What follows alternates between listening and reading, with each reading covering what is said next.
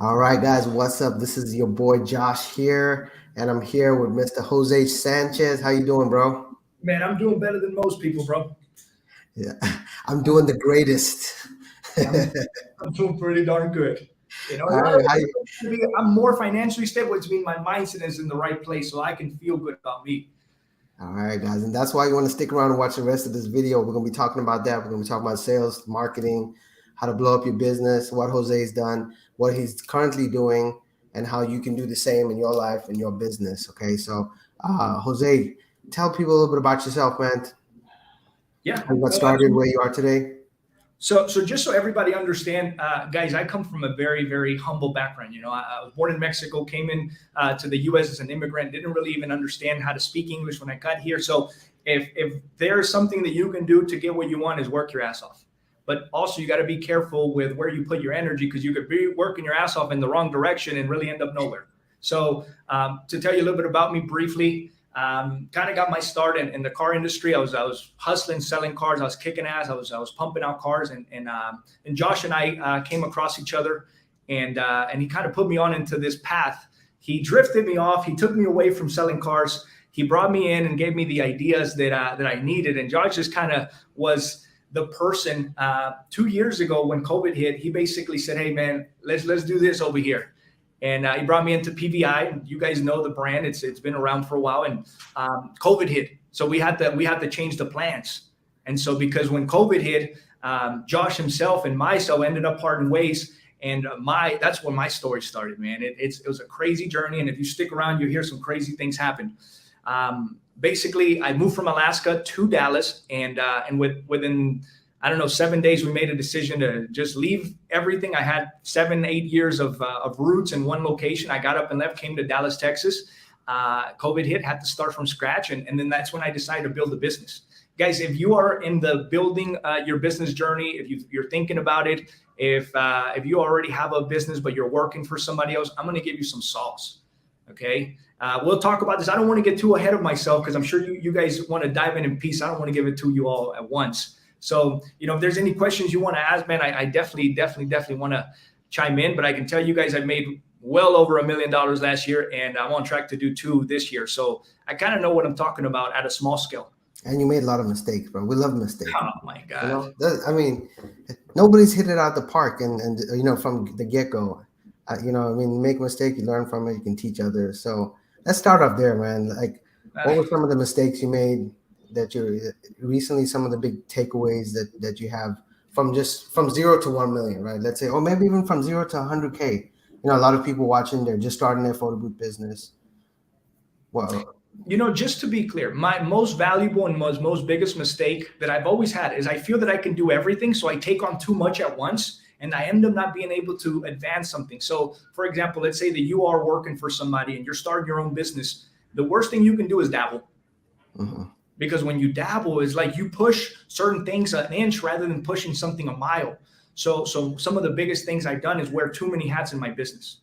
And I have to learn this the hard way, man. Like if you're going to run a business, you're going to have to hire. Otherwise, you're just going to be self-employed. Mm-hmm. And, there's 2 things that I've learned. These are bigger mistakes that I've made. And as I've gotten further in the game, I want you guys to avoid them. Let me tell you, here's the biggest sauce that I can give you. There's no secret, guys. There's just lessons, right? And so lesson number 1, if you're going to be self-employed, there's 2 things you're going to have to master.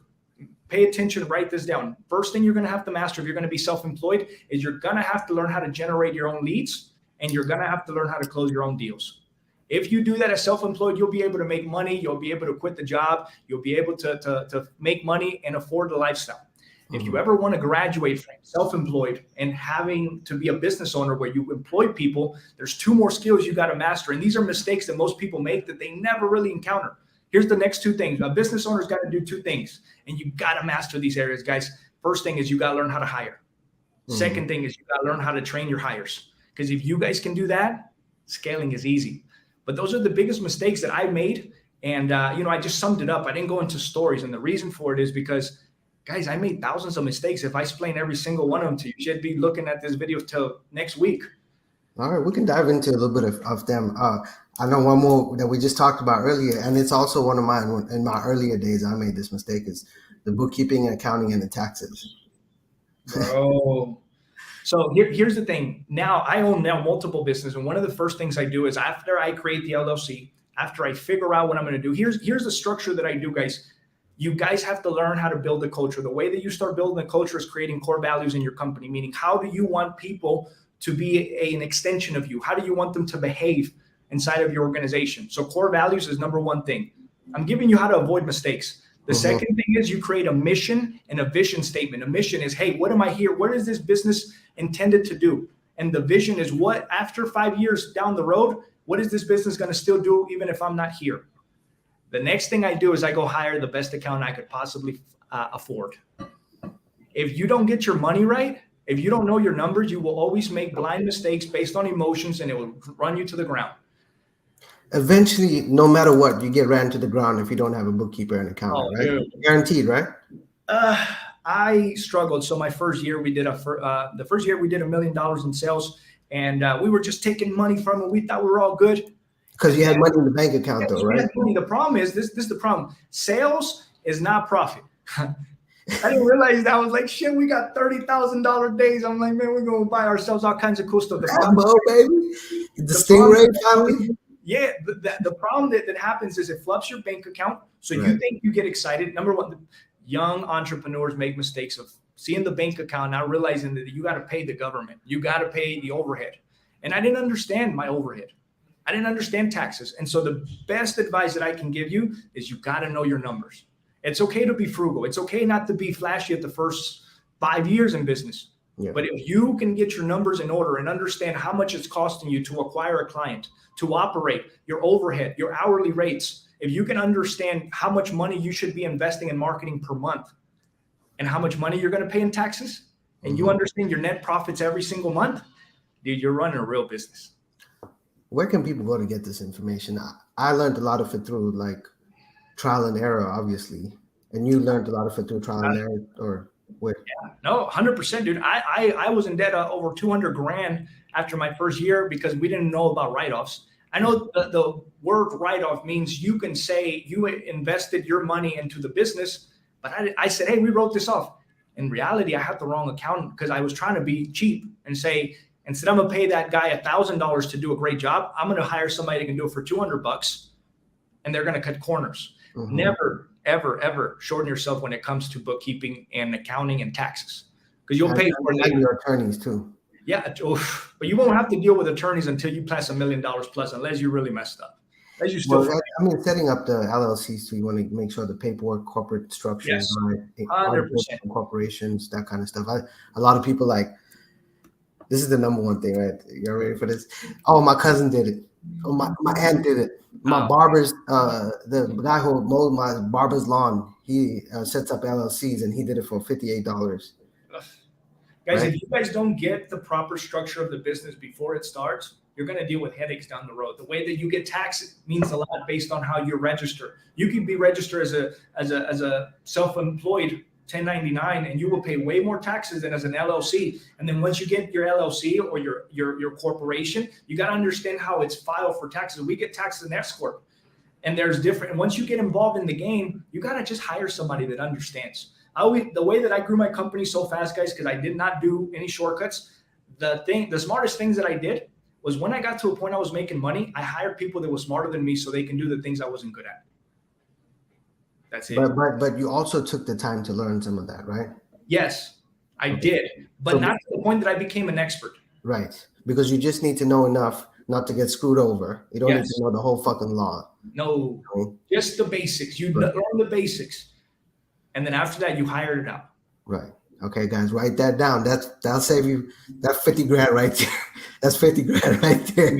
Write that down. Rewind it and write it down. Let me tell you something else I had to learn really, really quick. I went on YouTube after I realized that I didn't have my finance in order. It is real shit. YouTube is a college for a lot of us. If you didn't go to school, shit, YouTube is your school. I went and started doing financial classes on YouTube and started learning how to read P&Ls. If you guys don't know what a P&L is, it's a profit and loss statement that tells you how much money's coming in, how much money's going out, and how much money you're keeping. And if you don't know how to read one of those, dude, you got a problem. And that's how you run your business, not on your bank account. Yes. Okay? And we do have links for bookkeeping, bank accounts, LLC setup at pbiforever.com. So if you guys are watching, you guys have photo booths, you want to get set up, we got discounts links available. Make sure to check that out. Text me if you have any questions at that number below. So we're dropping fire on you. We haven't even gotten to sales and marketing. We're getting into business straight up. So we got the core values, mission statement, vision statement. We got the bookkeeping. Let's talk about lead generation. So a lot of our customers, lead generation is the heart of the business. If you can figure out how to generate your own leads, you'll never have to worry about where the customer's coming from. And look, when you start in business, here's what I realized is you don't got no money, dude. You're broke. Right. Some of you may have saved a little money, but at the end of the day, if you have a business and you got 10 grand saved, you're broke. I hate to tell you, but you're broke. And so I realized something about lead generation, which lead generation, we're now talking about marketing. You got to understand one thing. There's a metric I learned that if you follow this metric, you'll always be in the green. And now granted, if this metric, if you exceed this metric is because it's doing good. So this is just a rule of thumb.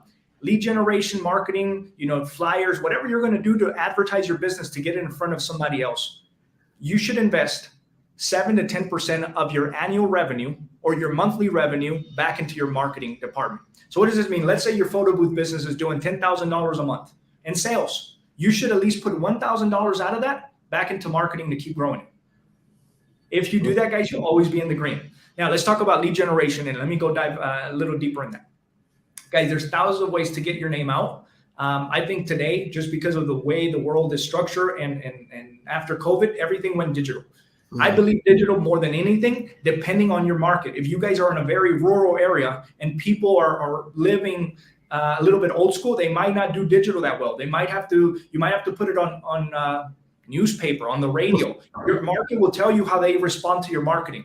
Yeah. However, understand that if you don't get noticed and you do not get attention, you will not get business. Okay. At the beginning, there's no problem of you telling all your friends what you do. But at some point or another, you're going to have to invest money, whether it be Facebook, Google, Instagram, TikTok. Get known. The more people that know you, the more people will pay you. Here's one platform that I'm really a big fan of, Google My Business. If you have a Google My Business listing, meaning you went in Google and you register your business, and Google, you can pull your business up under Google where it has your address and people can give you a review. There's this thing called SEO, and Josh is a master at it. If you guys can figure out how to do SEO for Google Maps and your GMB, you'll get so many organic calls for free if you can figure out how to do that. Now, I'm not going to tell you how because it's a long strategy. You can ask Josh and he'll tell you how. But guys, that right there will spark up a business. It won't work if you don't use it. You got to use it and use all the features, right? Yeah, that's right. It's like you're driving a car, but you don't have the tail lights on, so you're missing a few things. So you got to have the recipe in place. But it's super critical, man. So you said Facebook made you a lot of money. So let's talk about, are you using lead ads right now? Is that what's working? What's hot right now on Facebook? What can people do? Just getting started in business. Maybe they can afford to spend, $250, $300 a month. What should they do? This is what you can do. There's so many. Facebook is a platform that has a lot of users. And so if you're just going to invest that little bit of money, let's say anywhere from under $500 a month. Okay, this is what I would do. If I was in your shoes just getting started, at the beginning, you're kind of running and scarcity. You're kind of scared, like, oh shit, if this messes up, I'm going to stop it. What you should do is be okay to invest the money and lose it. Well, this is, and I know that sounds like terrible advice. Let me explain what I mean by this. This is what I would do. If I was in your shoes just getting started, what I would do is I would go on Facebook. Even if you don't know how to market, there's this thing called boost an ad. Facebook gives you the opportunity to go in marketplace and create your own ads. Even if you don't know how to do ads, go on YouTube and figure it out. But you can boost ads and you can go on marketplace and boost the ads through the marketplace and show it to the people that you think are your customer. I think it's very important for you to do some type of things that get you in front of people. Yeah. And when I said it's okay to lose money is this. If you have $500 and you know that every time you go to a quinceañera, to a graduation, you make $500 at the beginning when you're figuring it out, you should be okay with breaking even to acquire one client. Because what they're doing is they're paying you to figure out your marketing. At the beginning, it's okay not to make a lot of money because you're just figuring it out, man. People are paying you to learn. But guys, I think one of the best lessons you can do it to learn this stuff is do it yourself. And eventually you're going to realize it's not that easy. And eventually when you make more money, you'll find an expert to do it. Lead generation is critical, man. Josh has a lot of tips on how to do this. And I can tell you, first thing with lead gen is figure out who your audience is, because you don't want to be targeting people who are not people who are going to do business with you. Yeah. Big mistake I made. So for the photo booth people, when you go on Facebook and so you got the two options. The boosting is the easiest, right? Just boost a post. You can select your city. Can you do interest on boosts or no? No, you can't. But Okay, you can do radius. You can do radius. Okay, so that's the easiest, right? 2 minute setup, right? You would say. Yeah. Okay, You can also do age and male or female. You can do the age group from 18 to 65-year-old, and who is more likely to hire you, and you can select the age groups you want to target. Okay, perfect. So for those of you post a video or a nice picture of your photo booth, boost it, select your city, select your radius that you want to travel. Maybe it's 20 miles or so. Change your age. Your age group most likely going to be, let's say 30 to maybe 50. Mostly women are booking the photo booth because the brides are usually the one calling. From the data that I have, it could be a little different, but that'll get you out there. And I mean, what you can spend $2 a day, right? Like, Yeah. obviously, you're not going to get it. I think the minimum, I could be wrong. I think it's $5. I've never done the minimum. I'm always trying to do the maximum at this point. But if you do $5 a day, 5 times 3, it's $150 a month. Yeah. If you spend $150 a month, you at least got to get some type of people. I mean, you're going to get one person that's going to hit you and say, hey, I got to, and then you just got to close them. So that brings us right into get deals, like closing deals and follow up, right? Yeah. So I know so Jose has a company that primarily works with HVAC companies, right? That's right. Digital. That's all he does. See, He's identified his customer and he's going after his customer, and he does a great job at that, getting them leads. And the problem that he solves for his customers is the marketing. And the other problem that was really the problem was closing the deals, right? Yeah. So tell us about what did you see in these businesses that they weren't doing? They didn't know how to call. They weren't calling the customers. They weren't saying the right thing. They didn't know how to close a deal. Like, what were they struggling with? Yeah, a good question. So most people that go in business because they weren't good employees. Right. And so let's say that you and I'm just going to compare. I'm going to talk about myself. I was a terrible student in school, and I didn't really learn how to do a lot of the basics. So now I own a business probably because otherwise I'd be an employee for somebody if I was really good at certain things. Right. And so a lot of people that get in businesses because they want the freedom, they want the money, and they probably weren't really good at sticking to a schedule or following somebody else's orders. So now that I work with people that are business owners, I came to realize a lot of these guys are terrible at certain things. They might be really good at doing the technical stuff, doing the twisting the wrenches and things like that, but they have no idea how to answer a phone call. They have no idea how to talk to a customer in a way that's persuasive to get the person to buy inside the dotted line of a contract, right? And so what I came to realize is I solve a problem by getting them a customer, and then I realized that there's another problem that these guys had. So let me give you an example. Let's relate this to photo booths. So let's say I'm the guy that gets you all the leads or inquiries for people who want to rent your photo booth. When I get you in front of these people, you can't find a way to close these deals. So now you're like, Jose, you're great and all, but none of these leads turn into sales. And for that reason, they're not picking up. They're bad leads. The problem is you haven't learned how to close your own deals. Remember I told you at the beginning, there's 2 rules for being self-employed. You got to learn how to generate leads or hire somebody like me. And the second one is you got to learn how to close your own deals. So people weren't able to do that. And it's not the price. Sometimes it's the way that you present your service, your explanation of service. Most people, hey, this is what we do. This is how much it is. You want to buy? And you're like, no, we're good. Thank you. We'll call the next company and we'll let you know when we decide. Hey, well, let us know if you change your mind. Let us know. We'll call you back. Let me know.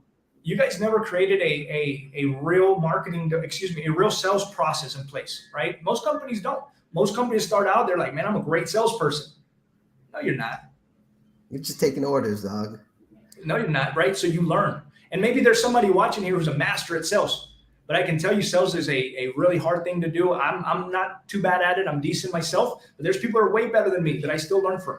So some of the biggest things that I had to solve inside of companies when I started running leads for them was booking appointments. So let's say, Josh, I'm running all your marketing. Okay, you're just a startup photo booth business. You can't get leads, so you come to me. I get you the leads, but now you can't get nobody on the phone. You're calling them when they're busy. You're calling them when they're at work. So you hire me to also call the leads. So what I do in my business, it solves a problem is I call the leads on your behalf. I book an appointment. I give you a CRM. Now you have a customer database that you can look at every single lead that has interacted with your business. I have a calendar that I schedule them. And I also write notes. Hey, this customer is going to have a quinceañera coming up on next Saturday. They want to rent a photo booth business for the whole day. They need to get a quote. And now your job is to call them, give them a quote, close the deal, send the invoice, collect the payment. I make it easy, man. Easy. Make it easy doing business with you so we can do more business. That's right. And now listen, if I make you $100,000 in a month, would you be mad if I charge you 10 out of that 100? No. Most people aren't. And so that's why now I'm at a point where I make a lot of money because I make people a lot of money. Right. Right. So the more I solve a problem, value I bring, the more I can charge. Yep. But I wanted to talk to you about something related to this right here, man. And the audience that's watching, I hope you guys are enjoying this and getting value from it. Your most important metric in marketing, I know a lot of people, how many leads did I get? How many appointments? Guys, in my opinion, from doing this, the most important metric is how much did it cost me to acquire the client? Mm-hmm. Meaning I spent I spent $500 this month and I acquired 3 clients. Well, how much did those clients make you? Let's say each client made you $1,000. You made $3,000, and 3 of them out of that 500, you spent $125 to make $1,000. Right. Dude, you spent 15%. That's amazing, bro. Yeah, you're in the green.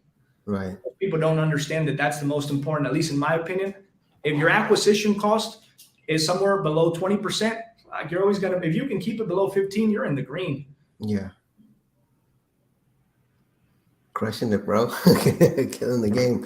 All right, so we covered some business, we talked about bookkeeping, about leads and deals.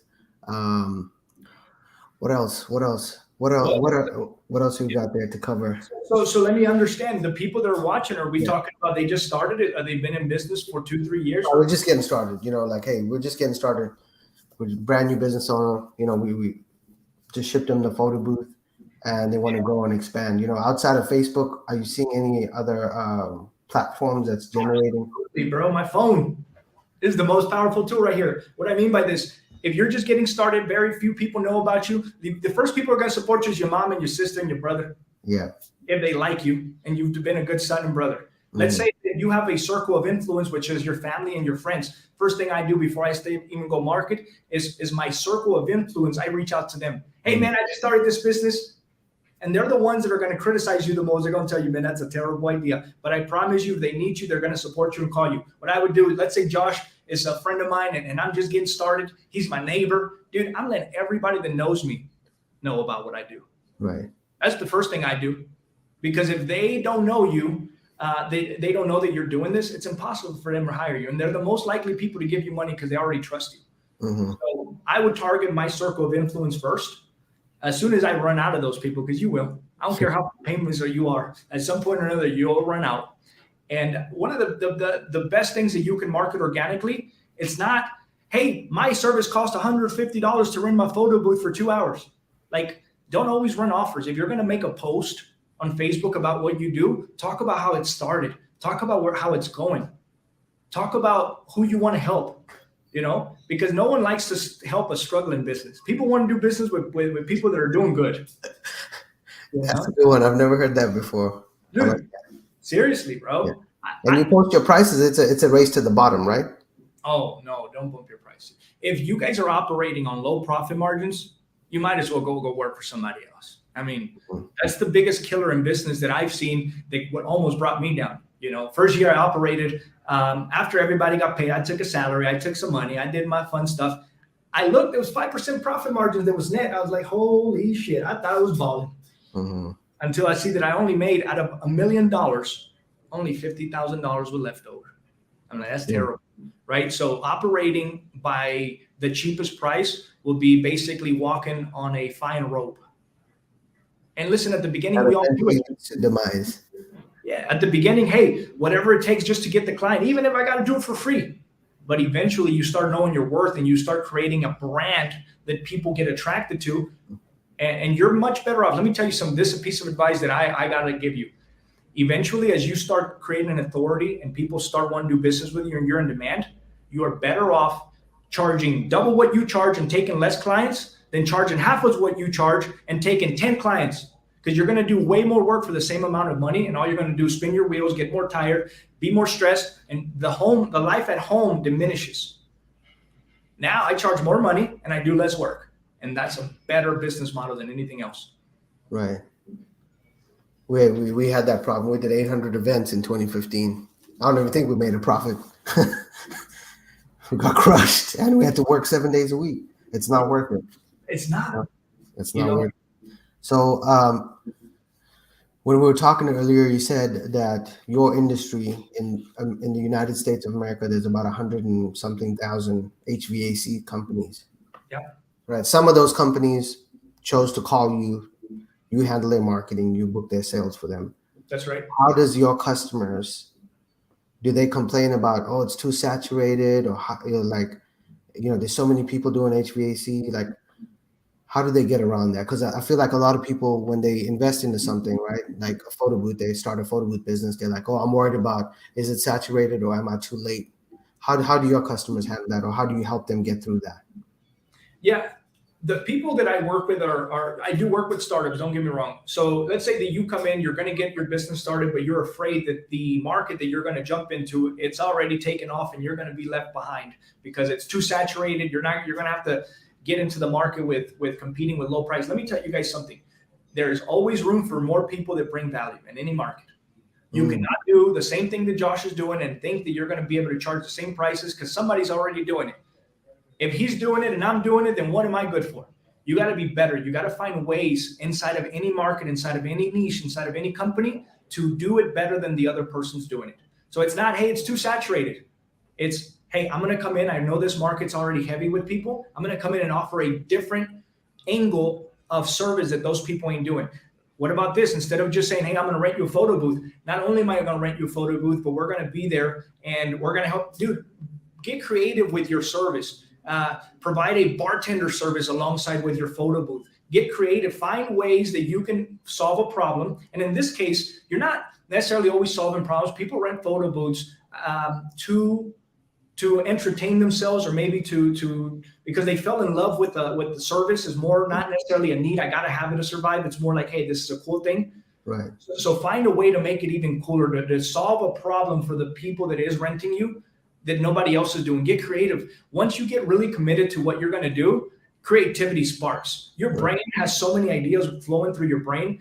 And every quarter I get $2 million business ideas. Every quarter I come up with $1 million business idea. Every quarter, I swear to God, bro, I got so many good ideas.